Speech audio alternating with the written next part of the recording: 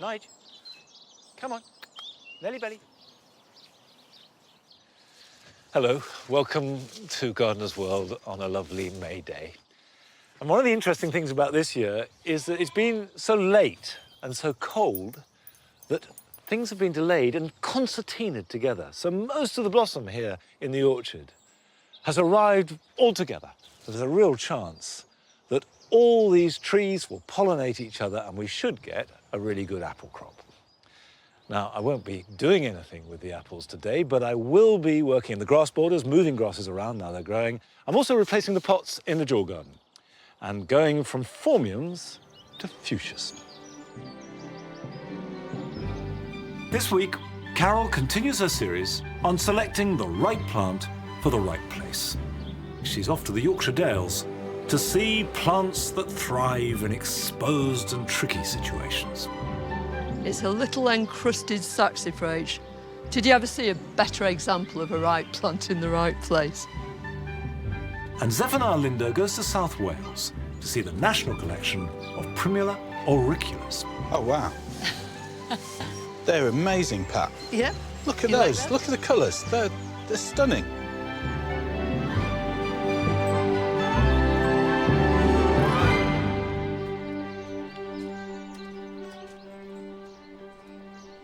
At last, here at Longmeadow anyway, we're getting some warmer weather coupled with wet, which means everything is growing.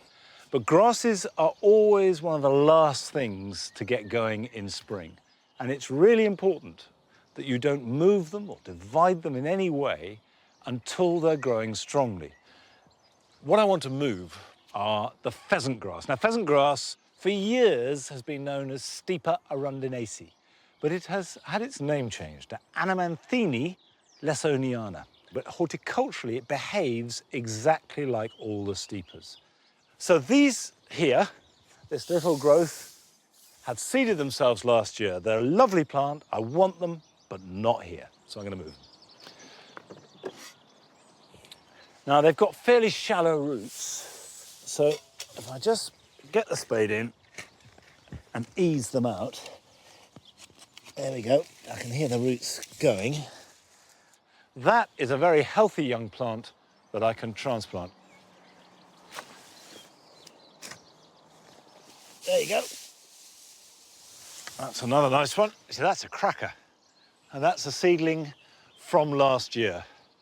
And while it's up here, I'll just weed it a little bit.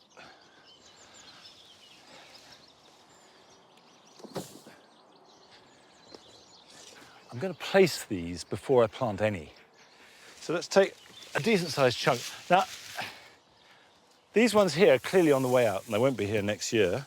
I think I'm going to plant one close to them, essentially to replace them. That, right, just pop that there for the moment. There's a gap in there. How about that? What I've got to bear in mind is that these don't get much bigger. And I don't want them to be completely swamped. And I just need to dig a shallow hole, but a little bit deeper than I need because I want to put some grit in underneath it.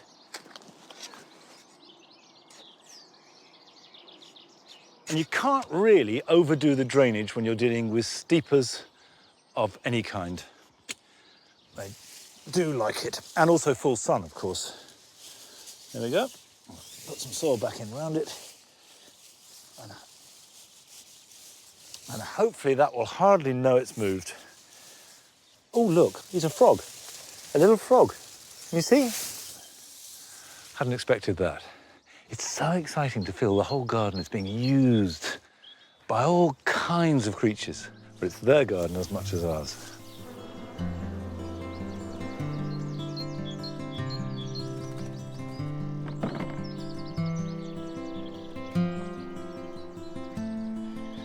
The cottage garden is awash with blue. It's a froth of blue, floating and shimmering above all else. And of course, this comes from the forget-me-nots, the myosotis. They seed themselves everywhere. And at their peak, they dominate the garden without in any way overwhelming it. They have this lovely light touch. And they will die back, and they will seed themselves everywhere. So be ruthless if you've got it. I'd say 3/4 of all our forget-me-not plants go onto the compost heap. What's left is enough to spread for next year, and you can get the seedlings and replant them. Now, last week, Carol looked at plants that find places in awkward corners and will seed themselves, and she said, you know, they'll be happy if they do that. This week, she's gone to North Yorkshire, to Parsifal Hall, where she looks at plants that have adapted to thrive in exposed and demanding conditions. For any plant to thrive and flourish in our gardens, it needs the right conditions. A happy plant is the right plant, grown in the right place. Here in the Yorkshire Dales, we're looking at plants and how they cope out in the wild. They can give us a clue as to the type of plants we can grow in our own gardens, with exposed areas where there's nothing between them and the elements. The great majority of the plants around here are ground hugging. And of course it's no accident, because if you're sticking up in this kind of wind, you get blown to bits. In the case of this dainty little saxifrage, it's got tiny, fine leaves. And the more slender the leaves are, the less it's going to transpire, the less moisture it's going to lose. And it needs to hang on to every drop because there's not a lot of it about. Its flowers point upwards. That's to ensure that any pollinating insects that are getting whizzed by the wind see it, home in on it and pollinate it.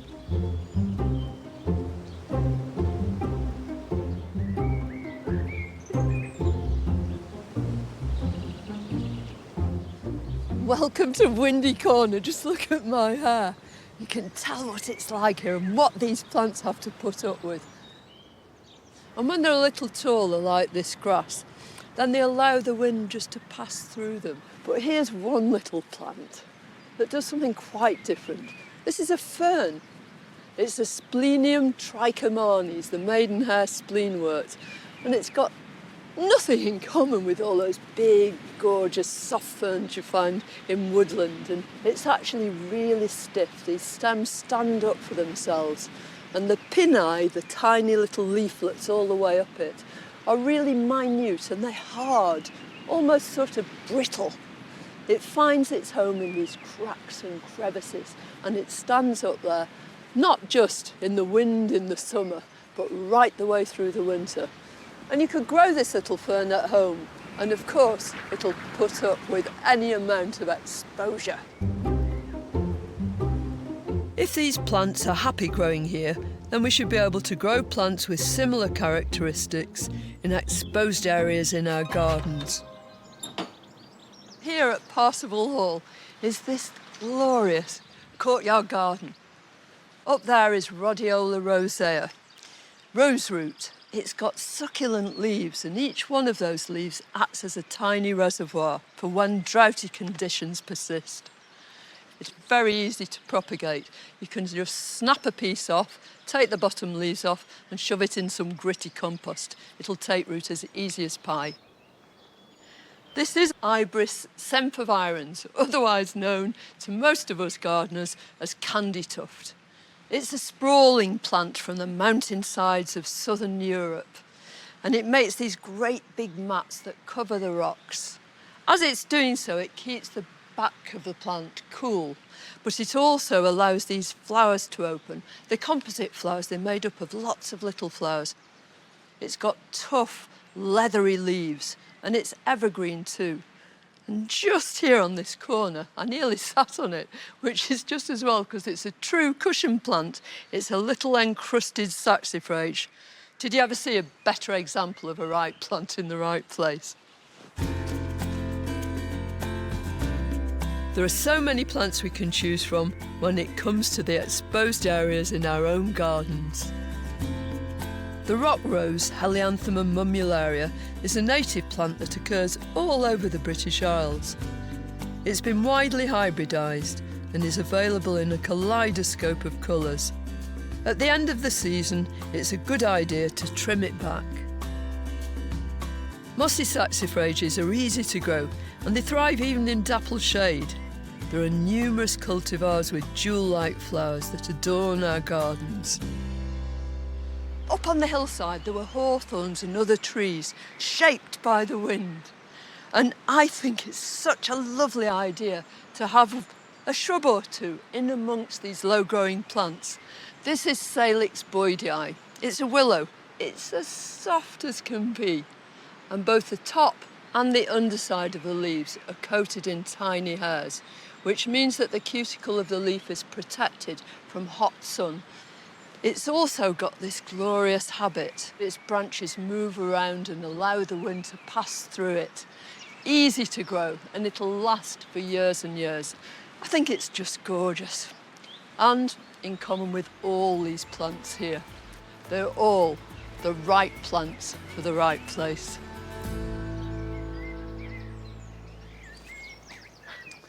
And as I was walking down, Nellie was walking off with one of the supports for these fuchsias. Now, can I have my stick back, please? Nellie, come on, bring it here. There's a good girl. Thank you very much indeed. Now I need it. I brought the fuchsias in to replace the phormiums and to give us fresh summer display in the 4 large pots here in the centre of the dual garden. And I'm going to try a new combination this year, although these fuchsias are not new plants. Planted these 3 years ago. They've been here in the dual garden. I've had them in the cottage garden, so I'm recycling them. But before I can do that, I need to take out the phormiums. Right. Oh, there we go. Come on, you. There we are. So that's the plant. And what I'm going to do is put it in a bag which acts as a pot. Now, never plant into old compost if you want the best of plants. The nutrients are used up. To give the best opportunity for the best display, you need fresh compost. So I'm going to at least half empty that and put some new in. But I am going to use it to keep this happy for the next few weeks until I find the right place for it.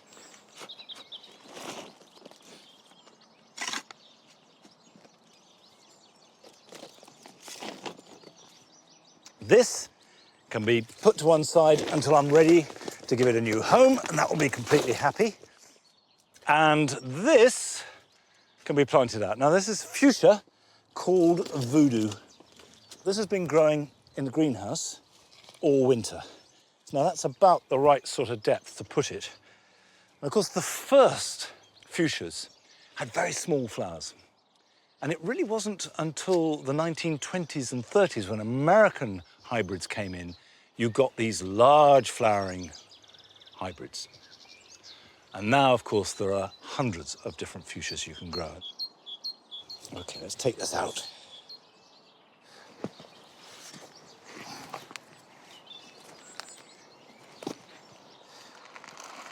There we are, lovely. And I'm going to put a stronger support in here because I've learnt the hard way that these need good support. It's hit the drainage at the bottom. So if I put that in there like that, right, temporarily we'll just tie that in so it's reasonably upright. Does that look upright to you? And I'll do a proper tie later.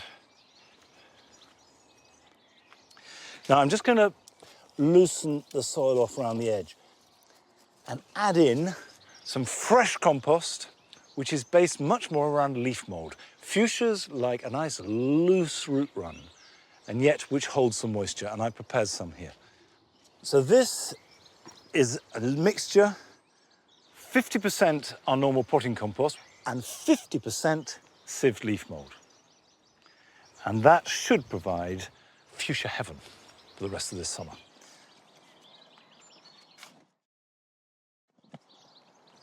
But what I'm trying this year is an experiment. I'm adding in a grass, and this is Imperata cylindrica rubra, blood grass. And as it grows, you have these blood red tips. And of course, the idea is to pick up the colours of the fuchsia and around it form a kind of fringe of grass. They're happiest with really good drainage. And I'm going to put 4 per pot. And I might well add something else in there later, but I'm not quite sure what. These will grow and get denser, but for the moment, we'll leave that in place. Now, I love auriculas, but have always grown them in pots, not particularly successfully, and admire those that do and have those extraordinary auricular theatres. But Zephaniah Lindo has been to Wales to meet someone who's passionate about auriculas and also considers different ways of growing them. I'm a lecturer in horticulture, so my job is teaching others, but I'm always keen to learn new things too. I've been growing plants now for a number of years, and one of my absolute favourites is the Primula auricula. They had such a splash of colour in the garden, and at this time of year, they're at the absolute peak. This would have to be anywhere but my garden, though. I've had limited success with auriculas, so I've come for some advice from Pat Fisher. She's the holder of the Plant Heritage National Collection of Border Auricula.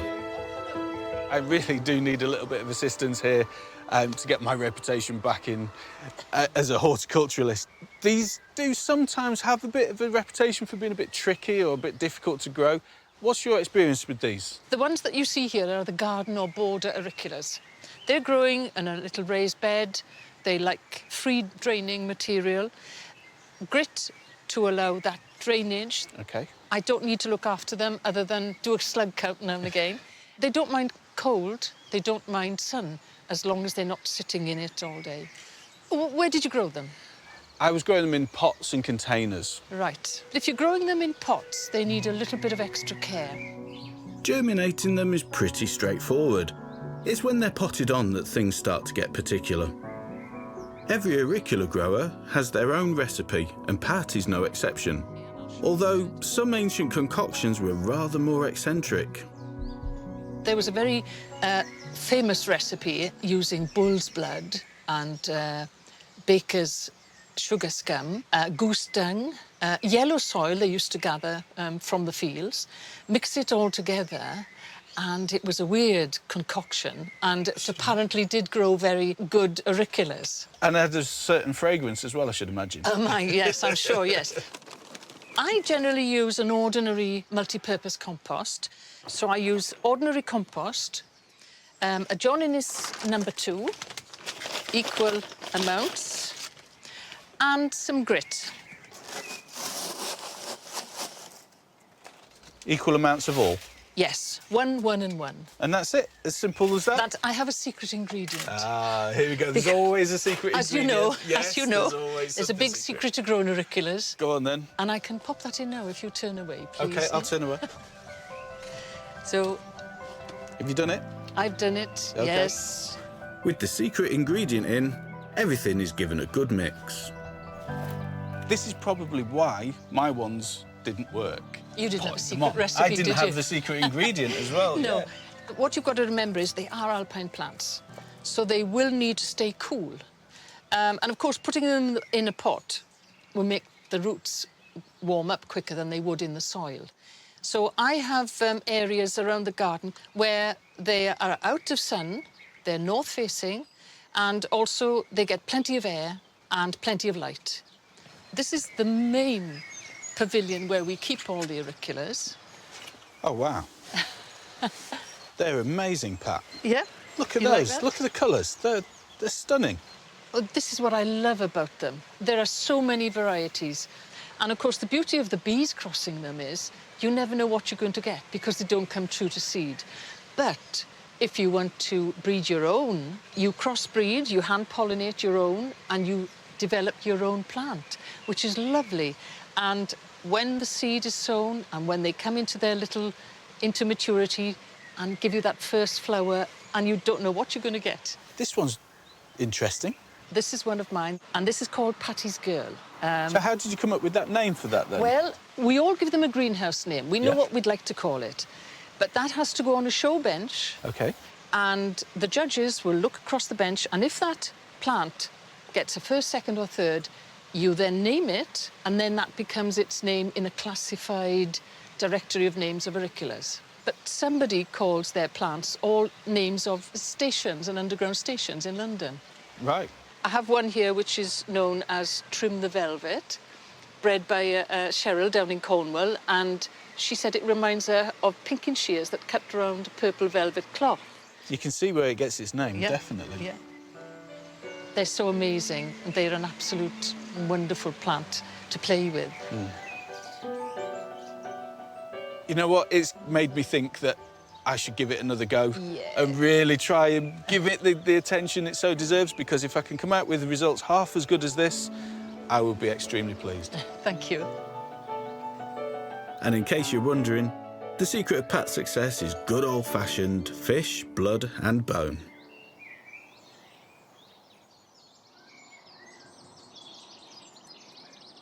The coppice here is full of primroses in March and early April, but I've never thought of growing Auriculas, which after all, branch of the Primula family, in anything but a pot.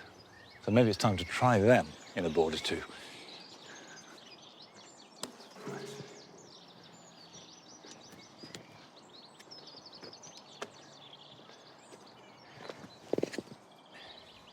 Last week, I started planting up the mound, ready to create a scented garden. And I'm going to put in, behind the lavender hedge that I planted last autumn, some irises. Now, irises do have scent, or at least some do, but that's not really what they're doing. These are there because this is a perfect opportunity to grow them where they like to grow best. I love them, they're great, but they need conditions that are very hard for me to give them.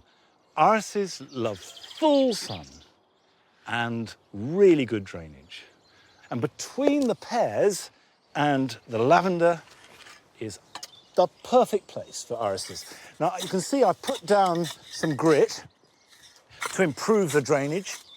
So I'm just working that very lightly in so that they won't sit in water.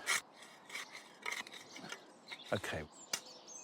This is an iris called Belle Azur. And as the name suggests, it's blue, a pale blue. Now, in the pot, they're slightly buried. But if I take it out of the pot, like that, you can see, if I move the compost away a little bit, that there is the rhizome. Looks like a ginger. And for this to produce flowers next year, it must bake. That's absolutely critical when you're growing irises. This must have a summer of as much heat and direct sunlight as we can possibly give it. And it follows from that, it must be above the soil. So, if I make a hole to plant it in, so that's about the right height. And if in doubt, make it higher rather than lower. And you can see that I've got the rhizomes pointing at the sun. We don't want them hidden by the foliage of the iris itself. And then we can pull the grit back round it, and that's fine. And if you can get that right with good drainage, irises are easy. They're really easy to grow, and they will perform and produce these beautiful, spectacular plants. Right, now to plant the roses. I've got 3 roses for this top scented area. They're all albas, and albas all tend to have fabulous scent. They're old roses, they're tough, they have slightly bluey-grey foliage. They're easy to grow. They grow in almost any soil, in any condition. And they do have fabulous fragrance. So it's a no-brainer, really. They've got to be part of the garden.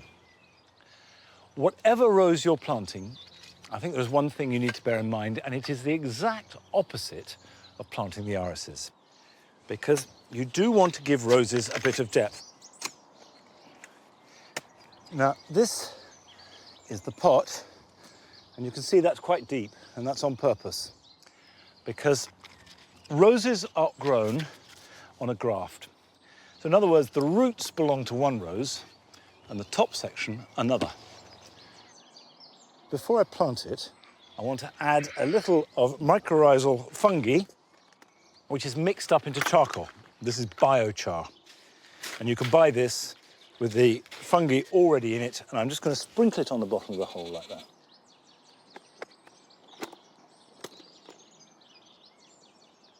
That goes in there. It's important to have the point where the graft meets the top section buried below the soil level. Doesn't matter what rose you're planting. Bury it slightly deeper than it is in the pot so that the various stems appear as though they're growing from the ground rather than from a central graft. Right, we've planted that like that. It's nice and deep. With all roses, give them a really generous soak when you plant them.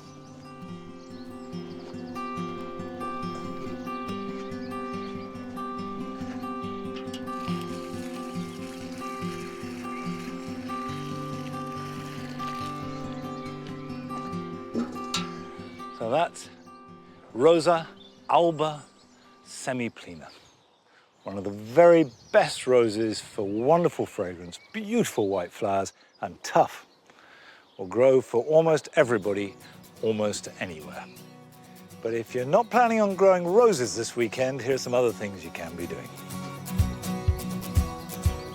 The weather is warming up and aquatic plants are starting to grow vigorously, but so too is algae.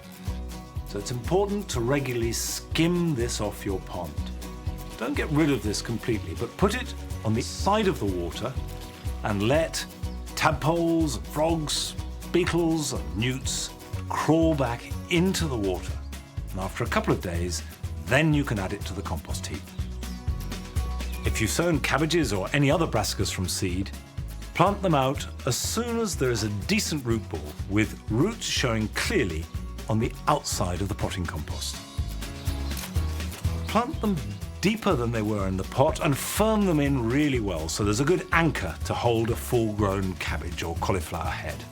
Water them in and leave them to grow. Broad beans need supporting now, not as individual plants, but by wrapping twine or strong string between canes or sticks spaced out along the row. Keep the string taut, and that will hold the growing beans upright and make them easier to pick, as well as stopping them flopping all over the place. And as the broad beans grow, you just add extra layers of string so that they're not individually supported, but they don't flop, and you can get at them to pick them. Now, it has been cold and the vegetable garden has been late, but it's happening, it's coming. My radishes are starting to grow. I haven't picked any yet, so this is a first.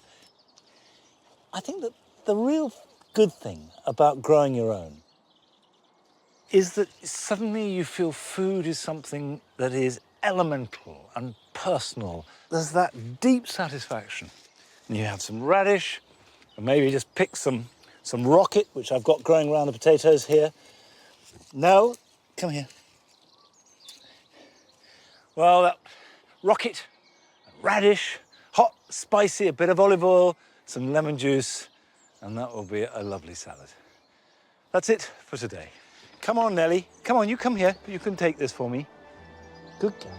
No, take the basket. Good girl. Off we go. Come on, Nell. Come on, there's a good girl. Come on. Good girl. What have you got?